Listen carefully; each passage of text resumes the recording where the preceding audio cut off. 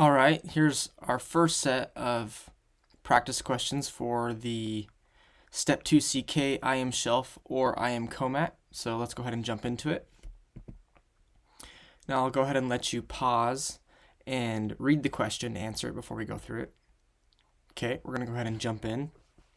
So here we have a 45-year-old male who presents with a history of COPD, hemophilia A, and cirrhosis secondary to hepatitis C infection, who presents with recurrent episodes of severe bleeding from dilated submucosal vessels in the lower third of the esophagus, as confirmed by upper endoscopy.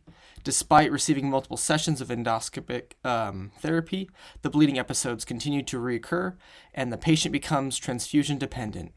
What is the most appropriate next step in management of this patient's recurrent bleeding episodes?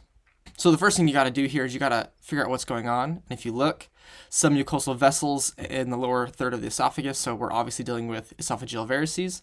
And so the question really becomes, what's the next step in management for recurrent episodes of esophageal varices? So we'll go ahead and go through it. So first, repeat upper endoscopy with hemostatic intervention. So this is the wrong answer. And part of the reason this is the wrong answer is this is something you would do if the patient was stable. So if he was stable, you can then go in with the endoscopy and you could put on the bands and ligate the varices, but that's not what we're dealing with here. And we also see that it's recurrent episodes. So this is something that needs to be addressed, more of the underlying cause, since he's had cirrhosis, secondary hepatitis C for a while. So A is wrong. Antibiotics is also the wrong answer. That's something you would do before doing any procedure. So as soon as he's admitted, you'd probably be giving antibiotics. So that's not the next step in this situation. There's something more important to treat the underlying cause here. So B is also wrong answer. C, transjugular intrahepatic portal shunt placement.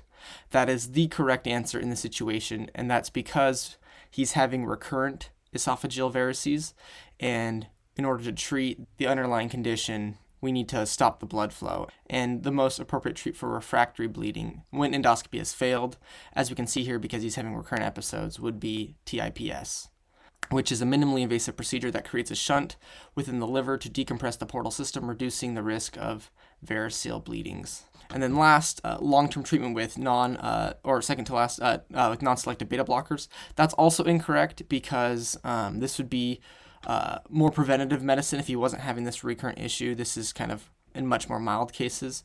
And then surgical treatment's also not the option because of his history, both with COPD and hemophilia A, and his age. He's not really a surgical candidate.